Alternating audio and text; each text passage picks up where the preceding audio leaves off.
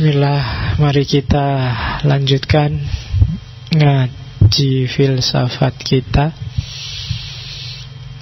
Malam ini kita masih ada di Tiongkok. Jadi kita lanjutkan penjelajahan kita mengikuti petunjuk Rasul untuk utlubul ilma walau bisin. Minggu lalu kita ketemu dengan Taoisme, malam ini kita akan ketemu Konfusianisme. Konfusianisme ini jauh lebih terkenal, jauh lebih dipakai orang, sampai hari ini masih hidup. Bahkan sebagai agama kan dia di Indonesia hari ini jadi agama resmi, agama Konghucu. Tapi kita nggak akan membahas ritual-ritual agamanya, karena kita akan fokus pada pikiran-pikiran filsafatnya yang cenderung berbau etik. Etik yang tidak metafisik, itu etiknya Konfusianisme. Jadi konkret, hidup tertib secara nyata dan harmonis. Itu khasnya Konfusianisme. Teman-teman Tiongkok rata-rata filosofi hidupnya itu khas Konfusianisme. Jadi tidak terlalu metafisikal. Oke, itu Konfusianisme. Kalau artinya kadang-kadang diterjemah Kongfusi atau Kongfusu, itu artinya Master Kung, Guru Kung. Dia dianggap guru paling besar dalam sejarah Tiongkok. Itu Konghucu. Kalau ada yang pernah baca 100 tokoh di buku Konfusius, Kongfusu ini kan orang nomor 5 paling berpengaruh di dunia. Nomor 1 Nabi Muhammad, nomor 2 Ishak Newton, nomor 3 Isa, kalau dalam bahasa barat Yesus, nomor 4 Buddha, nah nomor 5 Konfusius. Jadi orang juara 5 paling berpengaruh di dunia. Sumber ajarannya Konfusius itu ada 5 kitab. Itu kitab klasik, kitab kuno yang ada di Tiongkok klasik, yaitu kitab I Ching, kitab perubahan. Banyak filosof yang tertarik dengan kitab perubahan ini, termasuk nanti seorang pejabat panglima perang namanya Sun Tzu. Kalau Konfusius itu kalau dibahasakan filsafat modern, ini sebenarnya kita sedang ngomong etika politik. Cuma politik tidak dalam definisi modern, tapi politik dalam definisi Aristotelian, seni mengelola masyarakat. Selain I Ching, sumbernya Konfusius yang kedua adalah kitab sejarah Su Jing. Yang ketiga Si Jing, kitab pujian, syair-syair. Yang keempat Li Ji, kitab ritual, peribadatan.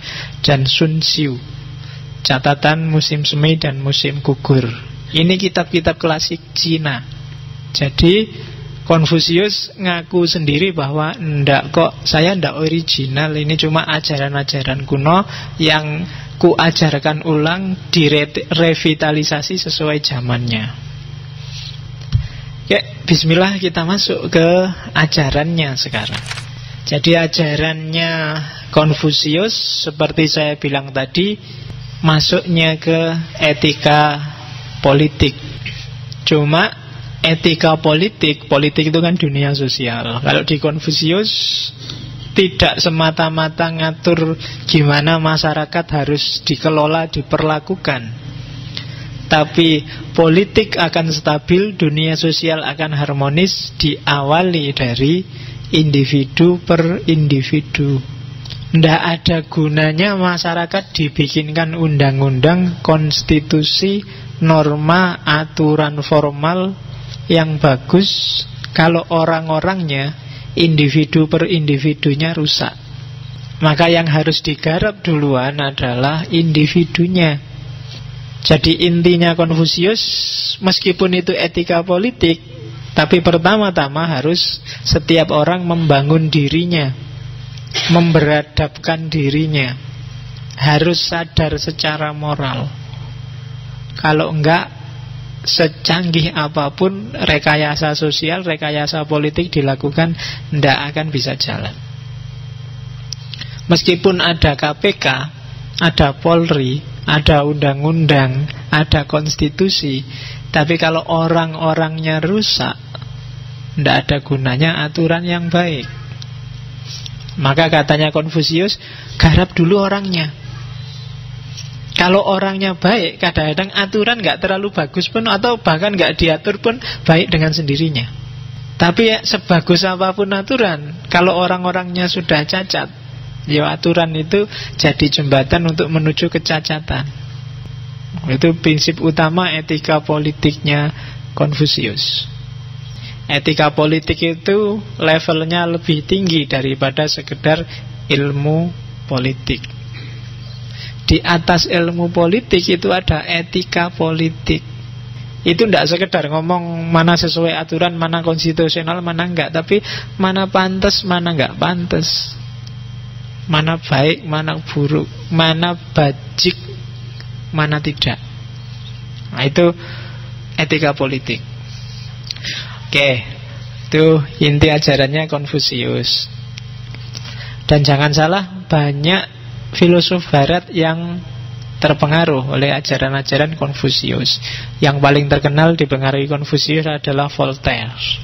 Bau Konfusiusnya sangat menyengat kalau dari Voltaire. Atau revolusi Perancis yang punya 3 prinsip itu kan, persaudaraan, kesetaraan, kebebasan. Itu pengaruh Konfusius. Declaration of Independence-nya Amerika, katanya Thomas Jefferson, tokoh yang ngarang, itu sebenarnya banyak dipengaruhi oleh Konfusius. Hari ini Konfusianisme termasuk Konghucu banyak hidup di daerah Asia Timur, Singapura, Vietnam, Indonesia meskipun termasuk minoritas, Taiwan, Tiongkok, daerah-daerah Asia Timur termasuk Jepang. Oke, dari situ Konfusianisme ingin menggagas stabilitas sosial yang etis. Jadi dunia sosial yang tertib dan teratur, cuma jalurnya itu etika, bukan aturan. Jadi, aturan itu formal, gampang dilanggar. Karena aturan itu orang ikut bukan karena kesadaran. Dunia sosial kalau ingin tertib, orang ikut karena kesadaran etis. Jadi aku ndak maling bukan karena ada undang-undang yang melarang aku maling, tapi karena aku sadar memang aku ndak boleh maling. Maling itu merugikan orang lain. Jadi tertib sosial yang lahir karena kesadaran etis, bukan lahir karena paksaan norma, paksaan aturan. Nah, itu yang disasar oleh Konfusius, yang nanti dijadikan undang-undang beberapa dinasti di Tiongkok. Meskipun ada juga kaisar-kaisar tertentu yang membasmi ajaran Konfusius, anti ajaran Konfusius, meskipun sampai hari ini ajaran itu masih hidup di tengah masyarakat. Oke, alurnya itu alur dari individu, terus keluarga, dan dari keluarga baru negara. Jadi kalau karakter kita, moralitas kita sudah bagus, maka kehidupan keluarga akan tertib. Kalau keluarga tertib, tentram, maka baru negara akan teratur. Kalau keluarga rusak, tidak akan bisa lahir negara yang teratur. Fokusnya Konfusianisme. Sekarang kita lihat asumsi-asumsi dasarnya. Yang pertama, hidup ini tiangnya adalah moral. Ini pernyataan yang ratusan tahun jauh sebelum Immanuel Kant. Pernyataan yang sama pernah disampaikan oleh Immanuel Kant, bahwa masyarakat tertib, tiangnya kehidupan sosial itu moralitas. Kalau moralitas rusak, kehidupan akan rusak. Bahkan alam semesta juga akan meresponnya dengan kerusakan. Banjir, apalagi perang, semua bencana itu sebenarnya porosnya ada di rusaknya moralitas. Loh, hubungannya apa Pak? Banjir kan sungai yang meluap. Kalau di Konfusius itu ada korelasinya dengan rusaknya moral. Entah langsung, entah tidak langsung. Jadi hidup ini kan saya bilang 2 minggu yang lalu, ciri khas pikiran timur, alam semesta ini hidup secara harmonis. Dan di antara variabel harmoni alam itu manusia. Harmoni ini kalau salah satu rusak, yang lain juga akan terpengaruh, jadi tidak seimbang. Karena terbukti jelas manusianya sekarang banyak yang rusak, yuk timbal baliknya alam juga meresponnya secara negatif. Maka lahir bencana-bencana. Kenapa? Harmoninya sudah rusak. Yang merusak siapa? Manusia.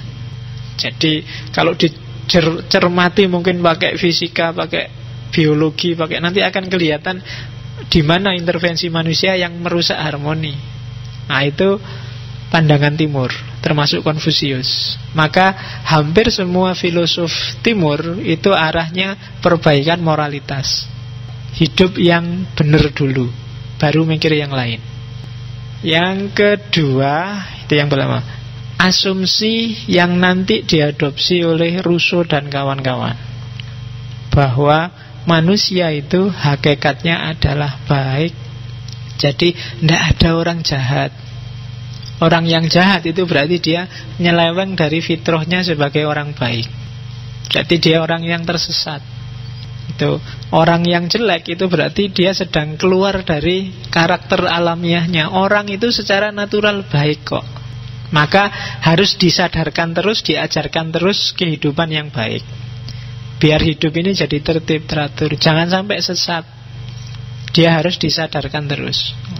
Jadi asumsi kedua tentang baiknya manusia. Terus yang ketiga, asumsinya, katanya Konfusius, orang itu tidak butuh juru selamat, tapi yang dibutuhkan adalah guru yang menyelamatkan, guru yang mengingatkan, guru yang moralitasnya tinggi, yang tidak cuma ngomong tapi bisa ngasih teladan. Itu cirinya. Kalau kalian cari guru, jangan cuma yang pintar ngomong, pintar ceramah. Cari guru yang berbudi. Kalau bahasanya Konfusius, berbudi itu bisa mempraktekkan apa yang diajarkan dan bisa mengajarkan apa yang dipraktekkan. Nah, itu baru layak dijadikan guru. Baru orang yang bisa nuntun, bisa membereskan moralitasmu. Katanya Konfusius, kalau ada guru yang kayak gini, itu yang ngangkat bukan pemerintah sebenarnya, Tuhan langsung. Jadi guru yang diwisuda langsung oleh Tuhan adalah orang-orang yang mempraktekkan kebenaran, menjalankan moralitas, dan mampu mengajarkannya. Ada banyak orang yang mempraktekkan kebenaran, menjalankan moralitas, tapi tidak mampu ngomongnya. Ada yang cuma pinter ngomong tok, tidak bisa menjalankan. Dua-duanya bukan guru. Guru itu bisa menjalankan, bisa ngomong. Dan orang yang bisa kayak gini, itu yang mewisuda bukan pemerintah, tapi Tuhan langsung. Dialah yang oleh Nabi disebut warasatul anbiya, pewarisnya para nabi, yang mentransmisikan ajaran-ajaran kebaikan, yang mewujudkan cita-citanya Rasulullah. Misi paling besarnya kan liutammima makarimal akhlak, membereskan moralitas umat. Nah, itu tujuannya sama kayak Konfusius. Makanya ada yang tanya, jangan-jangan Konfusius itu nabi. Yo, kamu teliti sendiri aja. Oke, ajaran-ajaran utamanya secara umum itu. Nanti kalau kamu baca di kitab-kitabnya atau ulasannya orang-orang di buku-buku, banyak yang ngomong ajaran Konfusianisme itu cara mentipologikan macam-macam. Tapi secara umum menyangkut itu.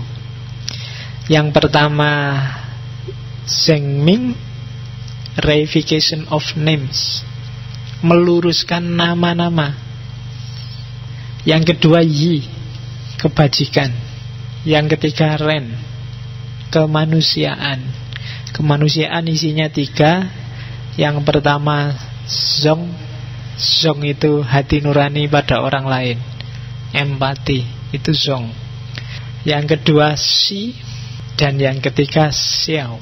Jadi kalau si itu mementingkan orang lain, dirinya sendiri nanti saja nggak apa-apa. Kalau xiao itu menghormati, menghargai orang lain.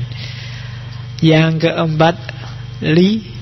Li itu ubudiyah, ibadah. Yang kelima Tianming. Tianming itu takdir, jalan langit, perintah langit. Jadi pokok-pokok ajaran moralitasnya Konfusius itu ada 5. Yang pertama reification of names. Yang kedua kebajikan. Yang ketiga kemanusiaan. Yang keempat prosedur ritual ibadah. Dan yang kelima takdir. Ini kayak rukun imannya Konfusius. Kita lihat ya satu-satu. Zhengming, reification of name. Ini teori terkenal sekali dari Konfusius, menegakkan nama. Jadi ini kayak Aristoteles, principle of identity.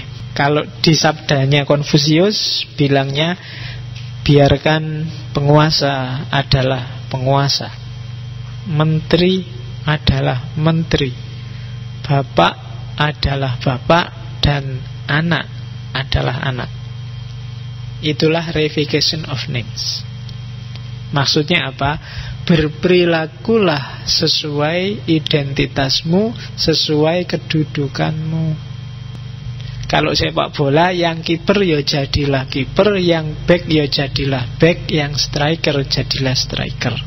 Kalau kacau, kamu akan kalah sepak bolamu. Kan gitu. Yang mahasiswa ya jadilah mahasiswa yang baik, yang dosen jadilah dosen yang baik, yang tani jadilah tani yang baik. Sekarang kan campur, gak karu-karuan. Makanya Indonesia ini bingung. Yang pengusaha jadi wakil rakyat, yang pengacara jadi komentator, ya kan?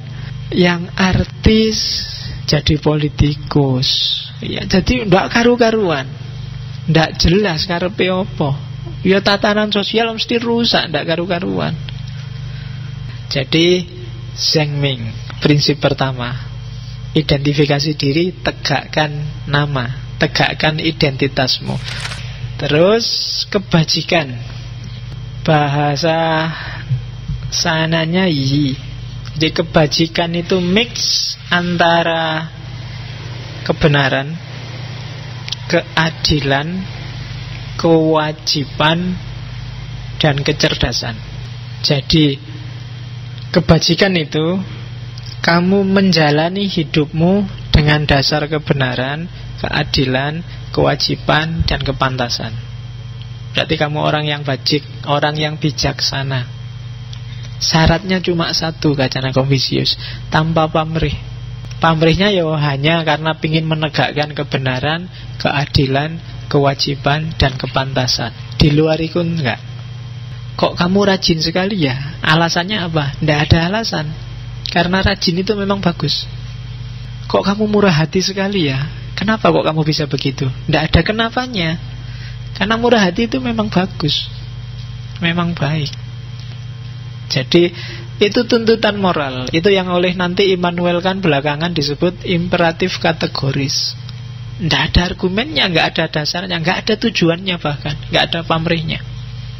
Jadi kebajikan adalah ketika kamu menegakkan kebenaran, keadilan, kewajiban, kepantasan tanpa pamrih. Yang ketiga, jadilah manusia. Jadilah orang yang bisa hidup seperti orang. Itu Ren, prinsip Ren. Apa sih kewajiban seorang manusia hidup seperti manusia? Ini kalau ini tadi yang di atas Yi itu kebajikan individual, kalau Ren ini sifatnya sosial. Jadi Ren itu hidup berinteraksi dengan orang lain. Rumusnya cuma dua. Ada golden rule, ada silver rule. Golden rule itu perlakukan orang lain sebagaimana kamu ingin dirimu diperlakukan. Kalau silver rule, jangan melakukan pada orang lain apa-apa yang kamu tidak ingin orang lain melakukan pada dirimu. Itu cuma rumus paling dasar interaksi dengan orang lain. Kamu tidak perlu belajar etika sosial, kamu nggak perlu belajar cara hidup bareng orang lain. Kamu hidup di mana saja pakai rumus itu. Itu golden rule yang jadi landasannya teori-teori tentang HAM, tentang etika. Itu sebenarnya itu. Kalau kamu senang orang lain jujur padamu, ya kamu jujurlah padanya. Kalau kamu nggak suka dibohongi, ya kamu jangan bohong. Dah, itu prinsip dasar. Jadilah manusiawi di Ren dengan berpatokan pada dua rule itu, dua aturan itu. Cuma meskipun secara individu harus ikhlas, tadi berbuat baik pada orang lain, ada kalanya kamu jangan mementingkan dirimu sendiri. Kamu juga harus mikir kepentingan orang lain. Misalnya, kalau tadi kan tanpa syarat. Ada orang bilang, kalau orang berbuat baik padamu, kamu juga harus berbuat baik padanya. Kalau orang berbuat jahat padamu, kamu juga balesnya tetap harus baik. Nah, ketika Konfusius ditanya kayak gini, jawabannya nggak kayak gitu. Jadi ada muridnya tanya, guru, kalau orang baik tak balas baik, kalau orang jahat apa tak balas baik juga?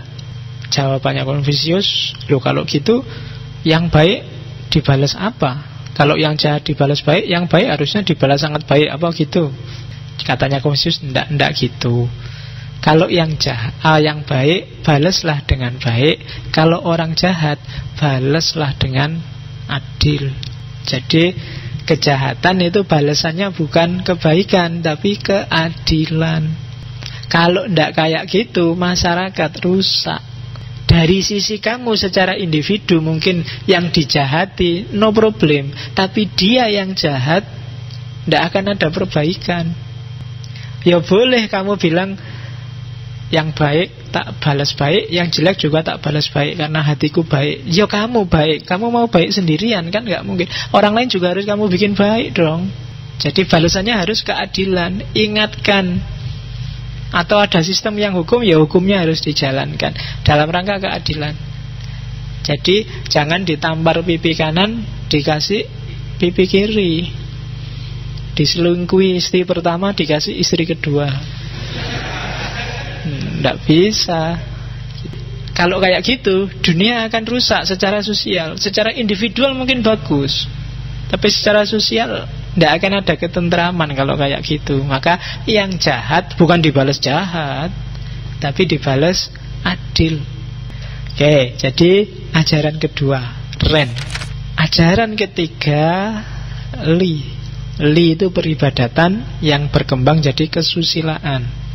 Li itu kalau awalnya sebelum Konfusius itu persembahan, korban. Jadi ini ritual yang di semua agama di mana-mana selalu ada persembahan. Yang di Islam terus jadi korban. Kalau di Konfusius, jadi makna dari Li, iya sih dia ritual, cuma ditambahi lagi. Ritual itu sebenarnya nggak sekedar ritual, tapi dia simbol dari kepasrahan dan kepatuhan. Nah, di dunia sosial, kepatuhan ini berarti kepatuhan terhadap moralitas, patuh terhadap norma-norma yang berkembang di masyarakat. Jadilah kamu orang baik, orang bijaksana, yang manusiawi, yang punya kesopanan. Jadi itu 3 prinsip awal. Li, dan Ren. Itu biasanya jadi satu. Li dan Ren itu, yang Li itu yang individual, Li itu ruhnya, Ren itu ekspresi keluarnya. Kayak lahir dan batin.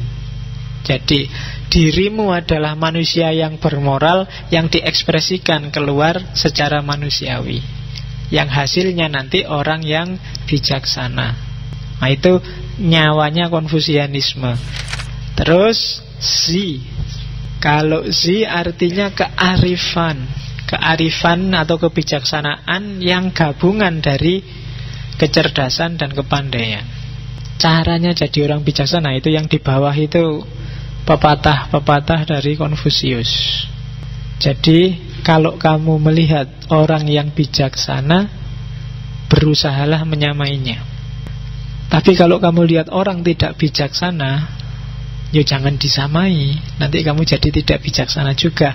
Periksalah dirimu sendiri. Jangan-jangan kamu juga sebenarnya kayak dia, tidak bijaksana. Jadi kalau ada orang bijaksana, kamu dekati dia dan kamu samai kebijaksanaannya. Kalau ditembang itu wong kang soleh kumpulono, biar kamu bisa niru. Jadi pelajaran paling gampang itu niru. Terus yang kedua, orang bijaksana itu bila kamu melakukan kesalahan, jangan takut untuk memperbaiki.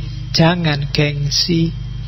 Tidak sekedar minta maaf loh ya, tidak sekedar ngaku salah, tapi apa? Diperbaiki. Itu baru orang yang bijaksana. Tidak ada gunanya kamu bolak-balik salah, minta maaf, salah, minta maaf. Lama-lama orang tidak percaya.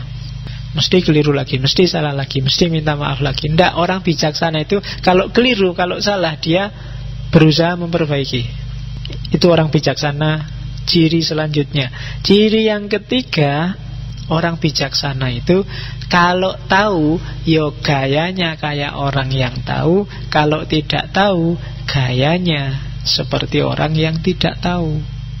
Nah, sekarang kan banyak kebolak-balik. Yang pinter karena khawatir diganggu, ditanyai macam-macam, direpoti, pura-pura tidak ngerti aja deh. Sementara yang tidak tahu, guayane kayak tahu-tahu. Jadi justru ciri orang bijaksana adalah yang tahu batas pengetahuannya. Oke, yang selanjutnya cirinya orang bijaksana, orang yang manusiawi, yang Ren, suka cinta kasih, tapi tidak suka belajar, maka dia akan punya cacat bodoh. Orang yang suka kebijaksanaan, tapi tidak suka belajar, maka dia akan punya cacat kacau, bingung. Nah itu diingat-ingat. Jadi orang harus belajar. Orang yang bijaksana, cendekiawan, orang yang diposisikan sebagai elit pinter, agamawan, mahasiswa, kok tidak mau belajar, maka dia akan tampil sebagai orang bingung, tidak jelas. Maka kuncinya orang bijaksana yang terakhir, dia harus mau belajar kepada siapapun, tentang apapun, tidak milih-milih. Selanjutnya layak dipercaya. Itu kuncinya. Kamu harus tampil sebagai orang yang sidik, bisa dipercaya. Kalau enggak, apalagi tidak ada orang yang bisa dipercaya di tengah masyarakat, masyarakat akan rusak. Konfusius pernah ditanya, syaratnya negara jaya itu apa? Katanya Konfusius, cirinya 3. Makan harus cukup, persenjataan cukup, dan ada kepercayaan dari rakyat. Terus ada yang tanya lagi, dari 3 itu kalau ada satu yang dikurangi apa? Yo persenjataan lah. Nggak ada senjata, nggak ada militer juga mungkin nggak apa-apa. Yang penting orang masih bisa makan dan rakyat percaya. Kalau hilang semua, yang minimal ada satu aja apa? Ya, kalau semua nggak ada, paling tidak harus ada kepercayaan masyarakat. Kalau yang satu ini hilang, bubar. Nggak harus negara, level RT aja, level takmir aja. Kalau tidak ada yang layak dipercaya dan masing-masing saling tidak percaya, saat itu juga akan bubar organisasi sosial. Dan yang kesekian Tianmeng, takdir. Jadi setiap orang, kenapa sih tadi disuruh reification of names, disuruh memperjelas nama, disuruh menegaskan identitas dan apa yang harus kamu lakukan?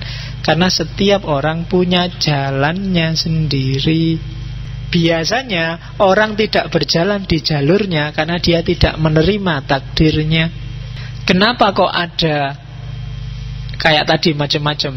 Tani gayanya kayak bos, yang bos gayanya kayak pejabat. Itu karena dia tidak percaya dengan jalannya sendiri, tidak percaya dengan takdir, jalan langit yang ditetapkan untuk dirinya, fate.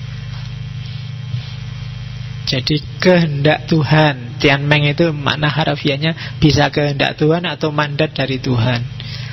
Kamu jadi mahasiswa, jadi kakak, jadi anak, jadi saudara, jadi teman, itu sudah jalan yang digariskan oleh Allah, oleh Tuhan, oleh Tian, oleh langit. Maka bereskan jalan yang sudah digariskan itu. Kamu gak usah nyeleweng nyari jalan yang lain. Jalanmu sudah itu.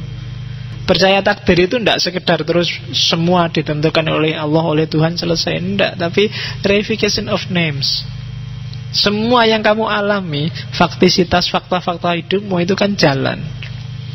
Kayak di Tahu kemarin. Tetapi di situ, jalanlah di situ, tegaskan di situ sesuai jalanmu. Oke? Saya kira itu filsafat etika sosial politiknya Konfusius. Kita ketemu lagi insyaallah minggu depan di edisi terakhir filsafat Tiongkok. Kita akan ketemu dengan filsafat perangnya Sun Tzu. Oke, saya akhiri sekian. Wallahul muwaffiq, wallahu a'lam bissawab. Wassalamualaikum warahmatullahi wabarakatuh.